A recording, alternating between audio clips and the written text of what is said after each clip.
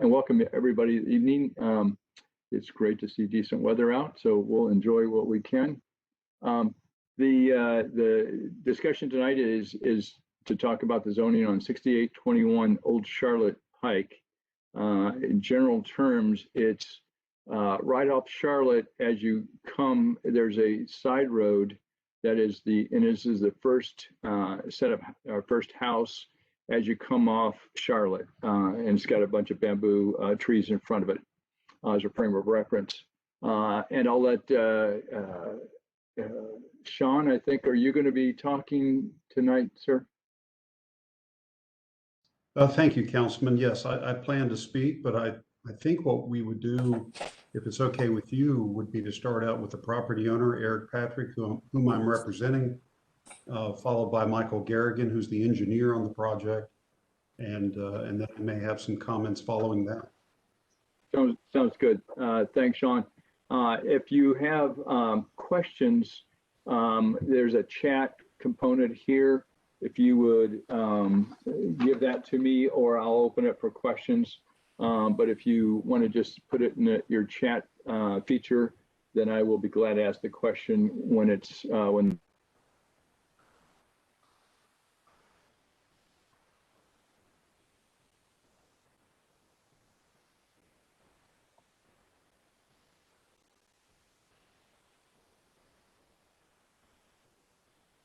Sean?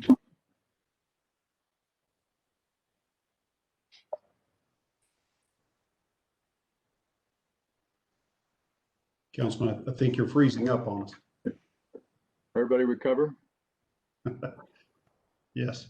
Yeah, I just noticed that to get started, I'm just going to open the door, make sure that the internet is a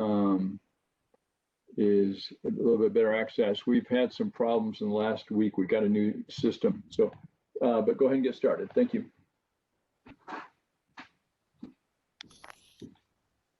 Eric, I think you need to unmute, Eric.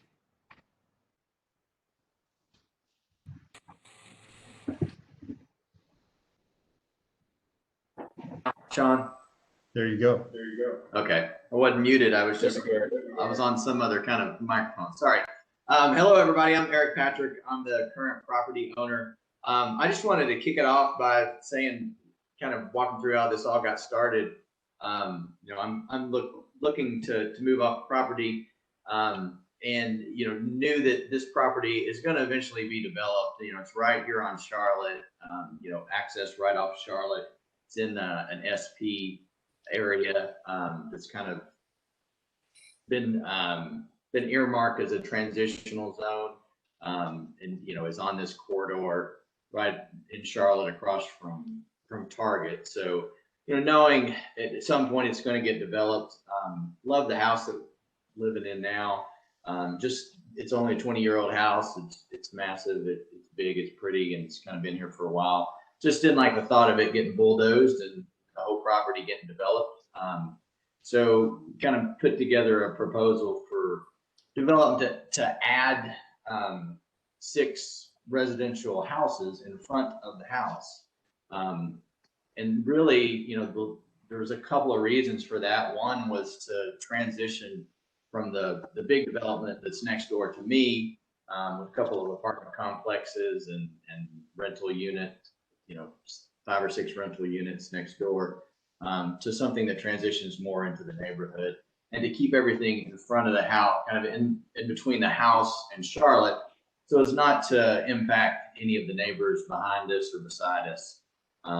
And we kind of put together that layout and a plan for that, and a proposal to rezone so we could do that. Sent out this was back in December or January, sent out kind of the drawing of what I just described to all of the neighbors, and had some initial discussions, and the neighbors seemed to be okay with what we were thinking. So we started moving forward. And I think there's been some miscommunication about, you know, if it's multifamily or residential, and so hoping we can kind of clear some of that up tonight as to what's really been laid out and what the plan is. It's kind of what we talked about all along. So, you know, just to sum up, you know, know that it's going to get developed. I really don't want to see this house get knocked down. And so this seemed like a good plan to transition from the development next door into the residence. So with that, I'll pass it on to you, Sean. Well, Michael Garrigan is the engineer on the project, and I think he wants to share his screen. We were going to start with some photos of an existing development that is in Belmead, and you'll see the kind of housing product that this SP anticipates constructing. So let Michael take it from here. All right, can everybody hear me? Yes. Okay. Thanks, Sean. My name is Michael Garrigan. I'm a civil engineer with Dale & Associates. Rosie, how does the screen sharing going to work? I see the share. Hang on. Let me see. If I made you the presenter. Okay. Here you There it go. is. Can everybody see that? Yes. Okay. These are some pictures of some houses, like Sean said, at the intersection of Post Road and Sedberry, not too far from the site. They're single-family homes, single-family occupied and owned. However, they sit on what's called a HPR, or horizontal property regime, which is the same thing that we're proposing here. The way that it gets subdivided, instead of lots, you own your house from rooftop to ground, and everything else is common space, the drives, the landscaping, and the HOA maintains that. But I wanted to scroll through, as Sean said, just some photographs of those homes. Their footprints, which are our footprints mimic, are about 40 feet by 50 feet, which most of the homes in Hillwood Court next door are 20 feet by 40 feet.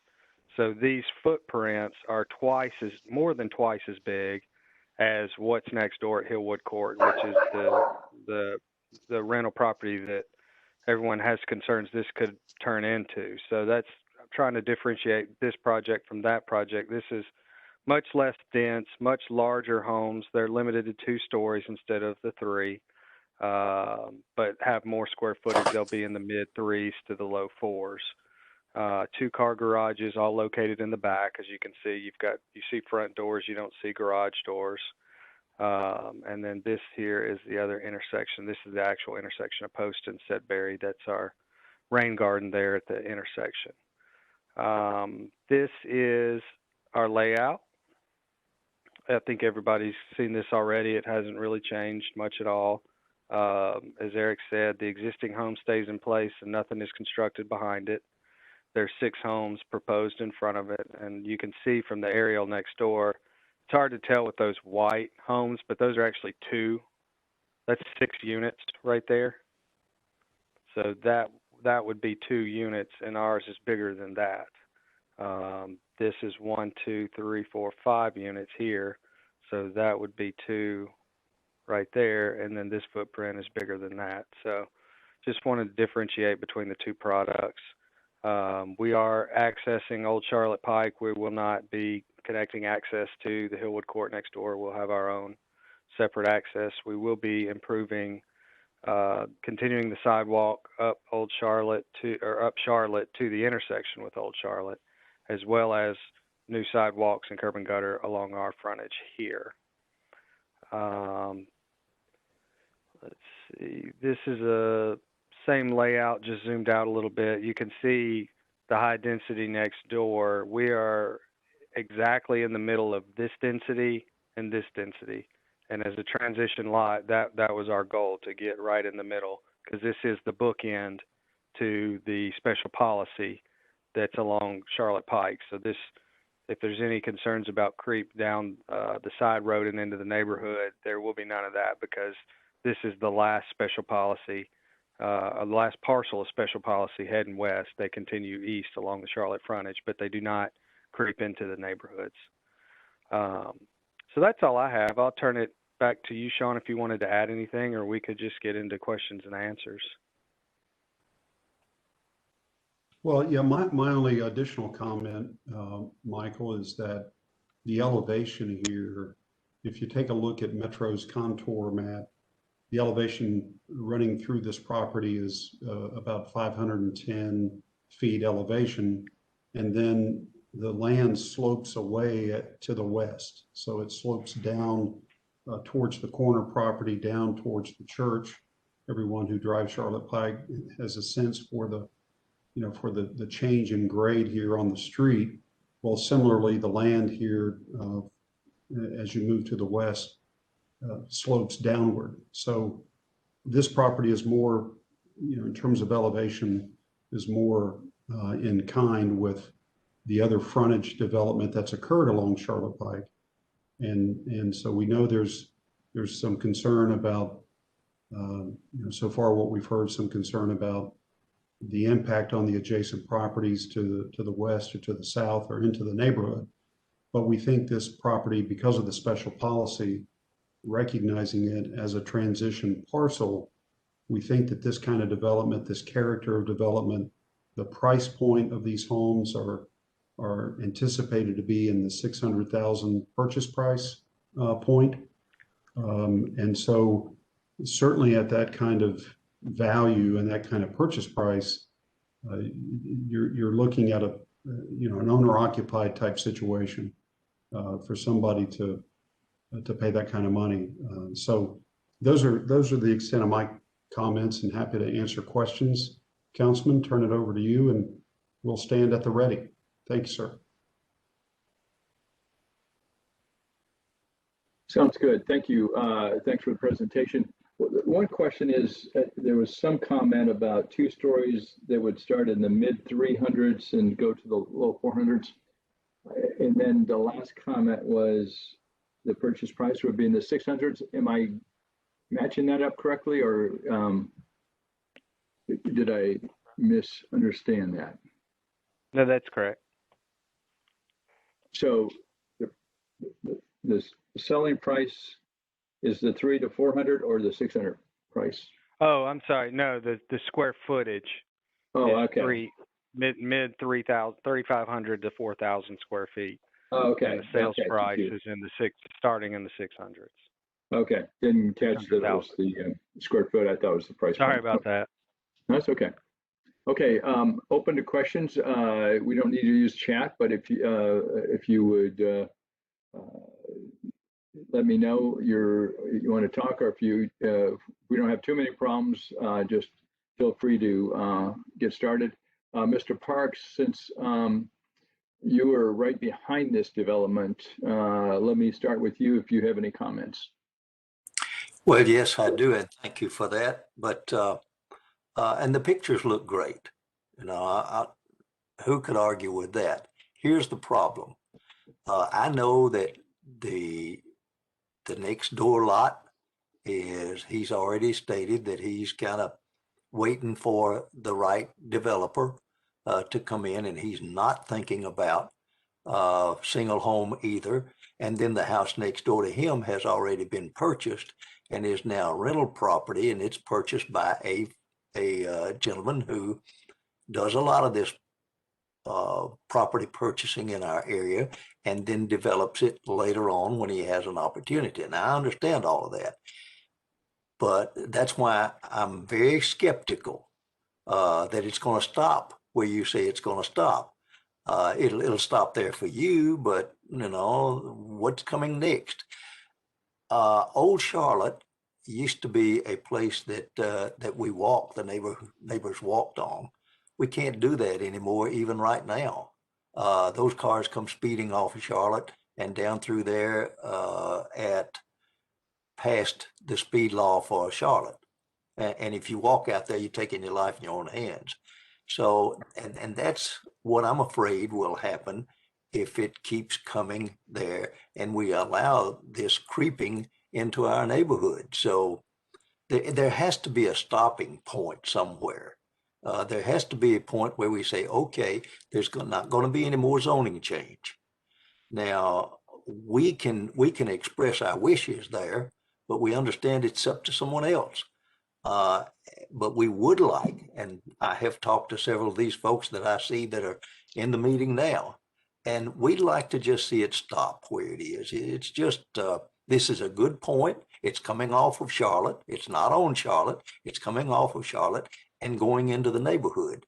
And we'd just like to see it stopped at that point. It has to stop somewhere, or the neighborhood's just going to be overrun.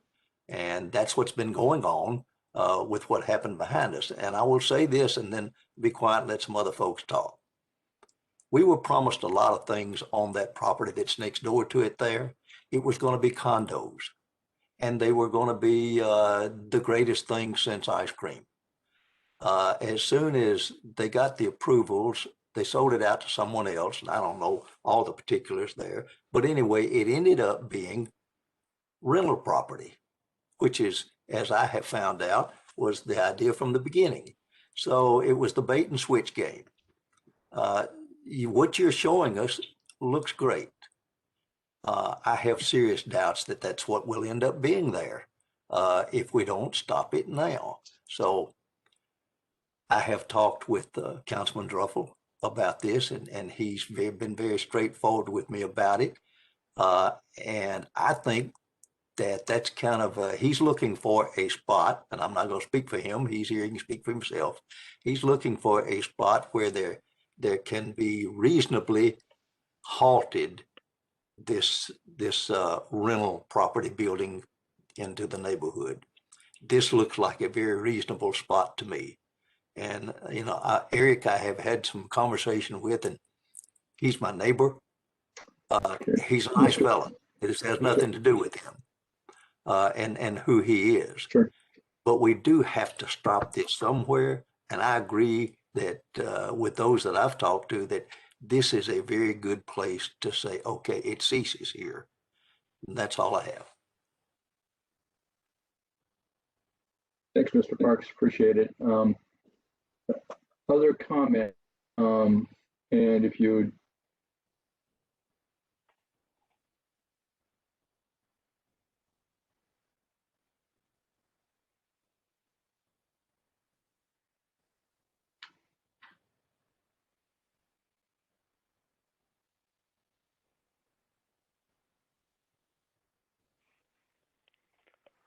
I'm going to hold for just a second. I'm freezing, or you guys are freezing, so I want to make sure.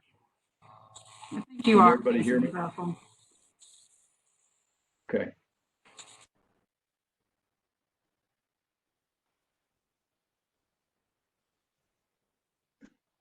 I'm going to, Ms. Baker, I know you're president of the Hillwood Neighborhood Association.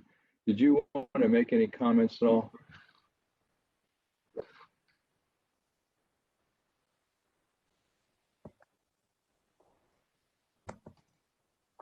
Hey, yeah, I'm reading through the special policy on these side street properties. And when it says that buildings on the side street properties, which this is a side street property, are closer in height, scale, mass, and in development intensity to the single family structures in the interior of the neighborhood, it doesn't, 7 units is not close to development intensity to 1 unit. I mean, I never considered when we were discussing this at the time that this special policy was written and then rewritten in National Next, that it would 7 down to 1 was not what was discussed.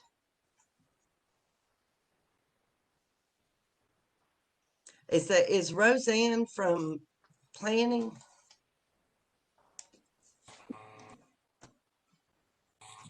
I'm the host.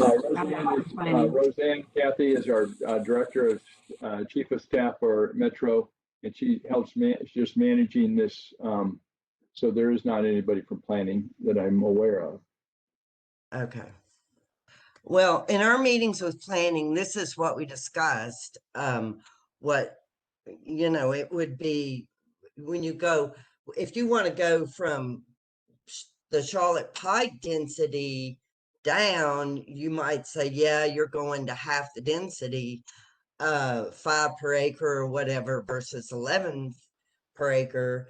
But when you go from the other side, you're going from one unit on 1.3 acres to 7 units on 1.3 acres.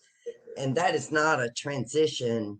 And it's never what was envisioned when we discuss this. Okay. Thanks, Kathy. Anything else? Not for me. Okay, good enough. I I know would you. oppose it at the current. Okay. And I know you talked to a lot of neighbors in that area, so you're pretty aware of what's going on there. Other comments?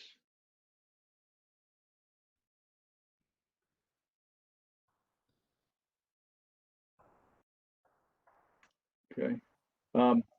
What I would suggest is if you have comments to me, let me give you my email and my cell phone just to make sure.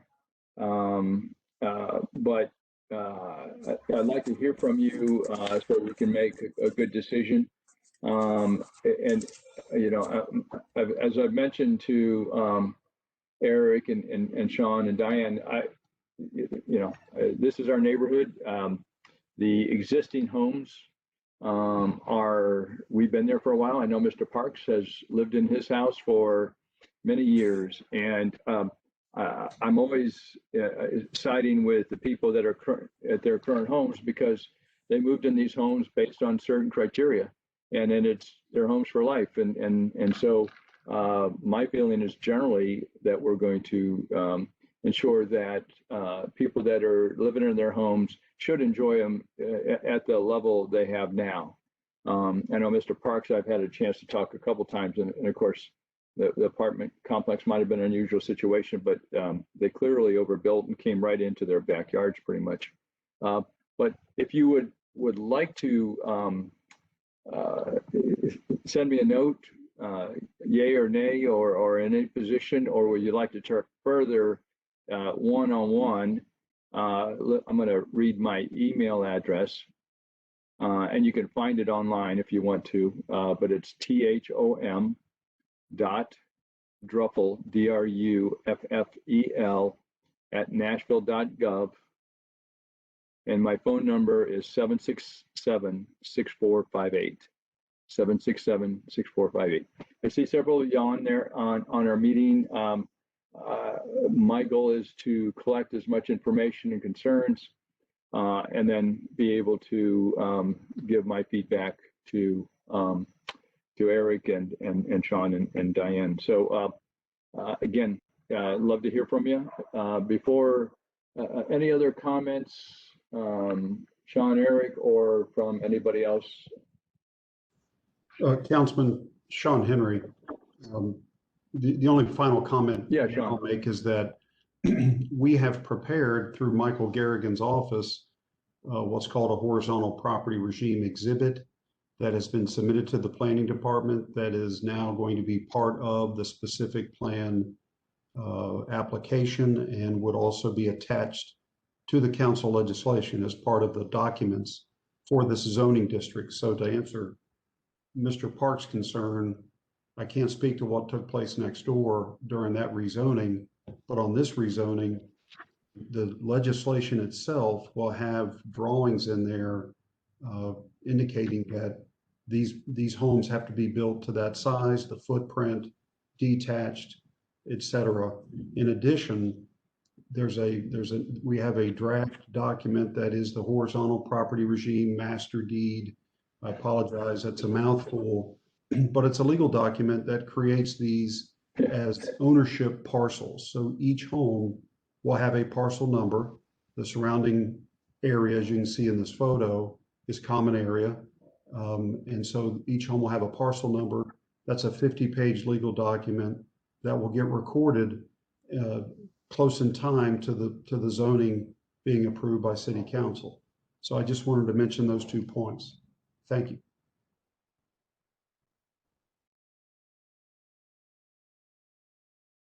Yeah, thanks, Sean. It broke up a little bit, but I think I understood what you're saying. Anyhow, unless there's any final comments, truly appreciate presentation, and it looks like a quality project. I think the determination will be impact to the neighborhood, and I will, listen for a conversation by Friday, and then get back with Sean and Eric on sort of my impression. But again, please let me know of any concerns, or if you want to discuss this specifically with me, I'd be glad to. Otherwise, any other further comments? Okay. Thank you very much. Have a good night now. Thank you, Rosie, for your help. You're welcome, Councilman Druffel. Thank you.